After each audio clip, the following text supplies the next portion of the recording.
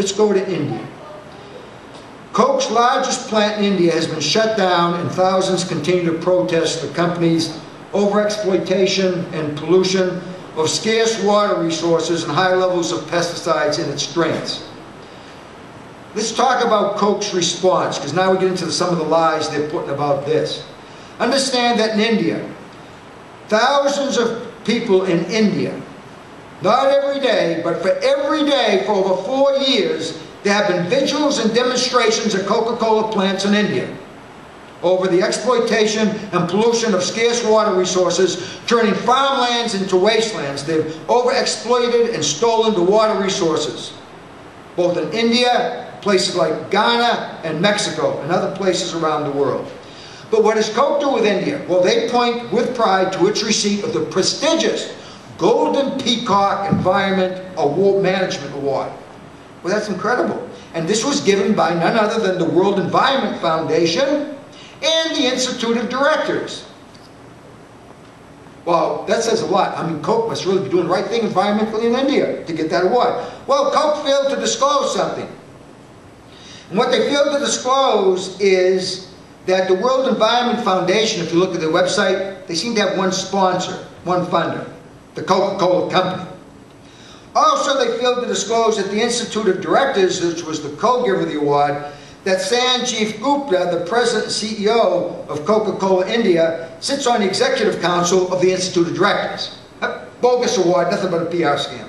2, they got the Innovative Project Award that Coca-Cola received for a plant in India. They got the Innovative Project Award from the Confederation of Indian Industry for its contribution towards reduction in Pacific water consumption but fail. So they get this award, okay, from this outfit for being so good on protecting overconsumption of water.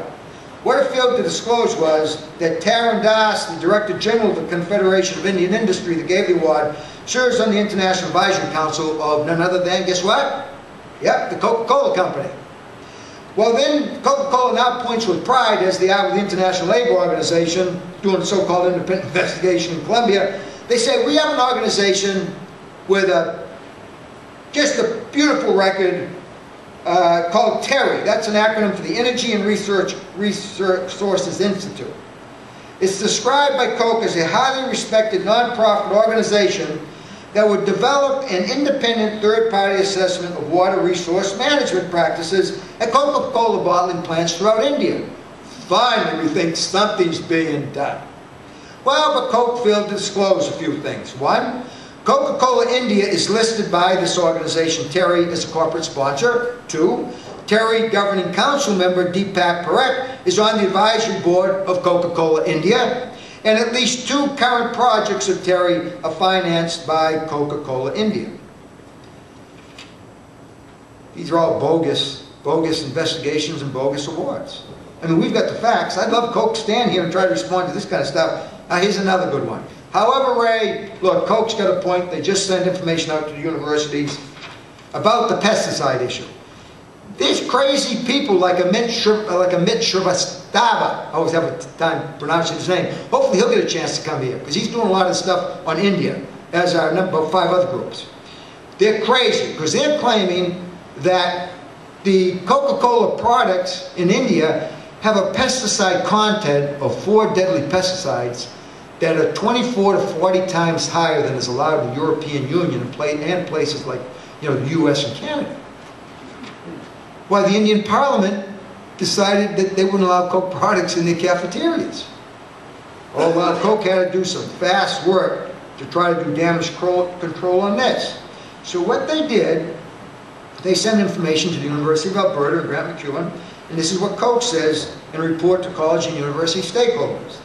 Quote, tests by the Central Science Laboratory on soft drinks made by the Coca-Cola Company in India detected no residues of the 4 pesticides allegedly found in products by the Center for Science and Environment. CSL is the Center for Science Laboratory, who did this new report. Tests reported less than 1/10 parts per billion of each of these 4 pesticides. All right. Well, look, you got this Center for Science and Laboratory did this report. They didn't find it. There must be a glitch here somewhere. I guess Coca-Cola, maybe they're right. Oh my God! BBC did a news piece just recently in August about this situation. This is what they had to say. They point out a significant flaw in the Central Science Laboratory's tests, which I think undermines the credibility of this test completely. Here's what happened. Let me read from a news report by the BBC News. The tests were, quote, the tests were done by the UK-based Centre Science Laboratory, which is known for its expertise in testing for pesticide residues in food. Oh, they got a lot of credibility. The Center for Science and Environment, who found these high levels of pesticides, which claims to have discovered the pesticide contamination in the first place, says the scientists at CSL only tested Coca-Cola samples provided by, guess who?